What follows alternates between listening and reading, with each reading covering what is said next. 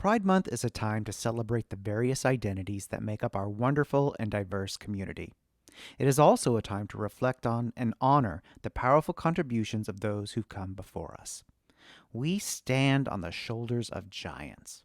James Baldwin, Larry Kramer, Bayard Rustin, Sylvia Rivera, and Marsha P. Johnson. To them and countless other trailblazers, we are humbly indebted and forever grateful. If you'd like more information on the movement or recommendations on how you can help, go to blacklivesmatter.com/partners. In these dark and difficult times, we hope that this episode brings you a little bit of joy and light. Welcome to this special Pride Month episode of the Big Gay Fiction Podcast. I'm Jeff. And I'm Will. Author Rick R. Reed began his career in the 1990s writing horror. Back in episode 85, he talked to us about his journey, going from blood-curdling chills to warm and fuzzy gay romance. Well, he's back with us for Pride Month and is giving us some insight into the book that's been nominated for a Lambda Literary Award. Rick, thanks so much for being here and celebrating Pride Month with us. I'm super happy to be here, and thank you for inviting me. Yeah, it's good to have you back. It's been a long while. Tell us what you're going to read from and what that book's about. I am going to read, I hope this doesn't sound too boastful, but I'm going to read from the book that is a finalist this year for a Lambda Literary Award, and that is Blue Umbrella Sky.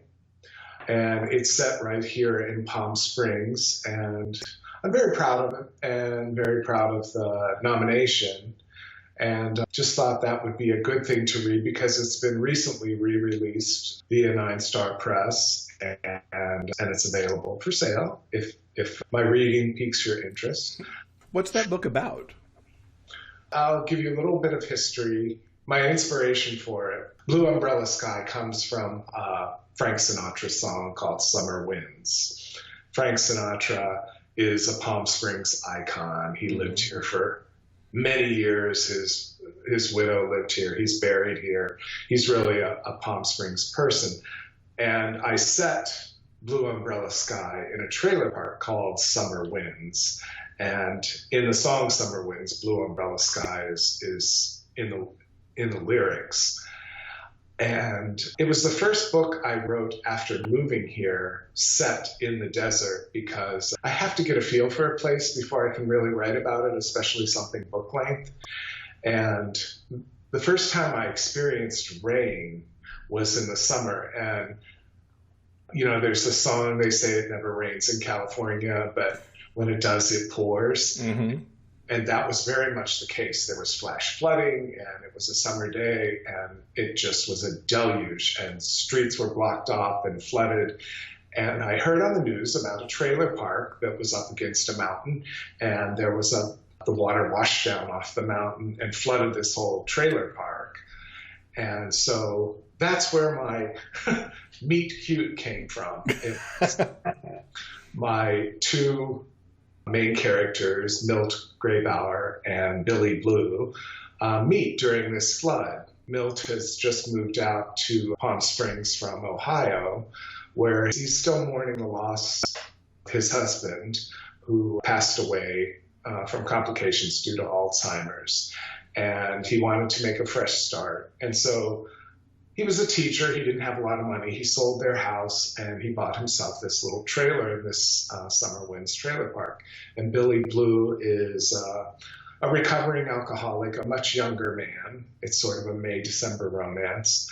And when the flood occurs at the beginning of the book, that's how the two meet. And they go out together to look for the dog Milt adopts from the Palm Springs Animal Shelter.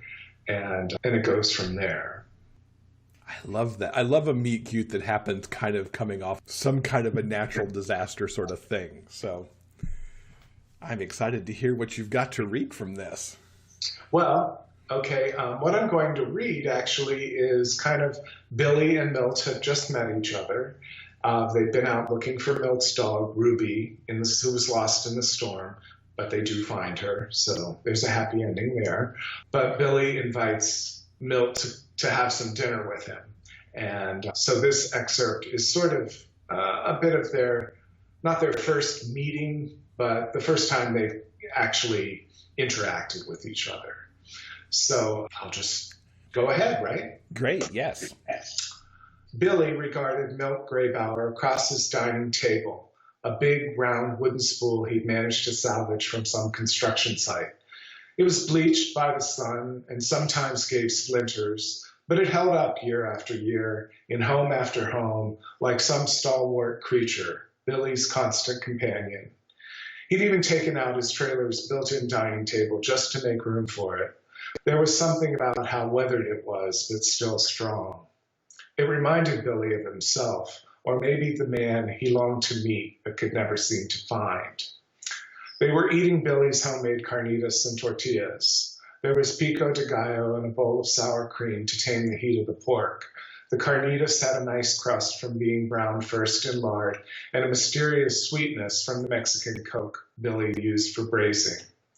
Milt, he thought, was a ghost of a man, a haunted presence, not unlike Boo Radley in Harper Lee's To Kill a Mockingbird. He'd watched the man ever since he'd moved in just below him last February.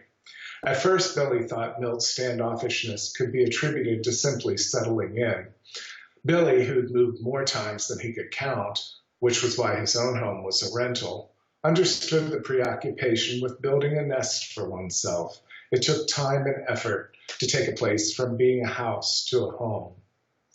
Feeling a bit like a stalker, Billy found he enjoyed watching his new neighbor, even if their paths hadn't crossed in any significant way. There was something about Milt's loneliness, an inherent sadness that called out to Billy. He wondered, of course, all sorts of things, like where Milt was from, how he managed to be at home every day without a job, what particular story had brought him to the desert. Everyone, it seemed, had one. The valley was filled with transplants. As time went on, Billy realized simply getting settled and making a home for himself wasn't the principal reason for his neighbor's standoffishness. No, Milt was reaching out for bigger reasons, Billy decided. Ever intuitive, Billy realized this was a man who was mourning. He didn't know if the loss was a person or a thing, but Billy picked up on the haunted look in Milt's eyes when he'd pass him walking his dog or out on his patio reading. Billy always lofted a cheery, "How you doing?" the other man's way, hoping he'd get more in return than he did. But the best he ever got was a smile and a nod. Billy got it. He really did.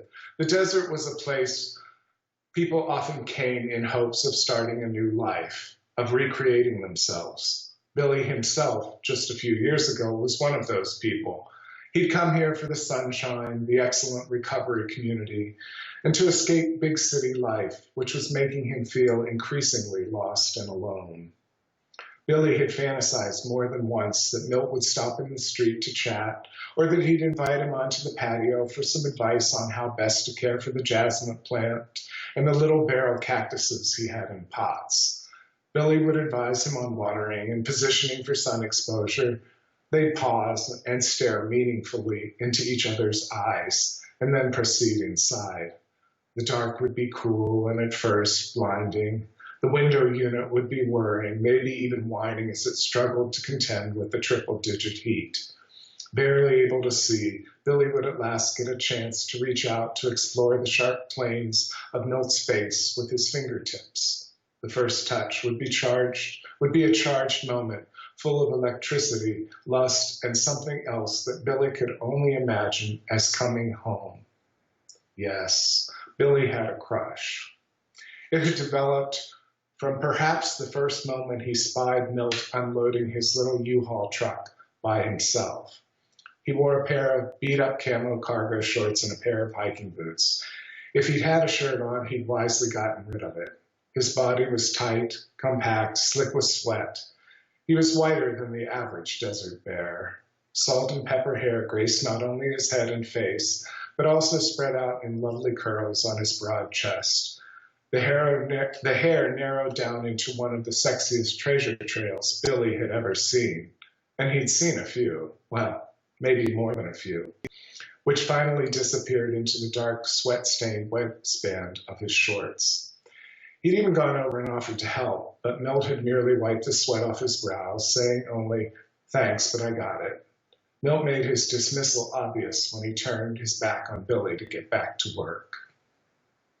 Before turning away himself, Billy allowed himself a tiny moment to savor the progress of a bead of sweat between Milt's shoulder blades as it ran quicker down his back and disappeared into the wonderland concealed by those damn camo shorts. Billy worried that maybe Milt was one of the straight ones, a breeder. There were a few around, and Billy bore them no ill will. They did serve a purpose, after all. But still, he couldn't help but admire his older neighbor, with his amazing pale gray eyes, his taut build, the way his buzzed hair clung close and thick to his perfectly formed head. Billy could imagine how all that stubble would feel between his thighs. His bud Kyle, back in LA, had told him just before Billy moved out to Palm Springs, "Dude, your daddy fetish will come alive out there. Slim pickings, it's not." Billy had to sort of mentally shake himself when he realized Milt was actually speaking. "This is delicious. Where did a Nordic type like you learn to cook like this?" Mexican boyfriend back in Chicago, Hector. He taught me all about flavors this Nordic type had no idea existed. Things like cumin, bay, oregano, cilantro. Mexican food isn't about heat. It's about layers of flavor. Although I do like the shock a good habanero can bring to your tongue. Billy smiled. That's it. That's all I have for today. Thank you so much for introducing us to Billy and Milt. They sound incredible. That was really good. Wow. Thank you. So in this month of Pride, what does Pride mean to you? You know, I was thinking about that, and I'm not sure I have a brilliant answer for it. There was a time when I was first coming out, I guess, that I actually thought Pride wasn't necessary. I just wanted equality. I wanted us to be kind of melded in and neither proud nor ashamed of who we were. And but I've come to change my view on that. And I think any marginalized community, and we're still a marginalized community, kind of needs to celebrate themselves and show the world who they are. So I think it's a great thing that we come together, not only across the country, but across the world with Pride celebrations. And I think it means a lot to every LGBTQ person to have this special time, whether it falls in June or not. Could not agree more. Well, thank you so much for being part of our virtual Pride celebration. You're very welcome. We hope you've enjoyed this special Pride Month bonus episode. Remember that the pride that we have is something we carry within us, no matter the time of year. So be proud, be strong, and above all else, be you. Thank you so much for listening. For a complete rundown of this month's bonus content, go to biggayfictionpodcast.com/pride2020. Big Gay Fiction Podcast is part of the Frolic Podcast Network. You can find more shows you'll love at frolic.media/podcasts. New episodes of this show are available every Monday wherever you get your podcasts. You can help support this show with a monthly pledge through Patreon. For more information about joining our community and the bonus content we deliver, check out patreon.com/biggayfictionpodcast. I'm Kurt Graves. Thanks for listening. We'll see you next week.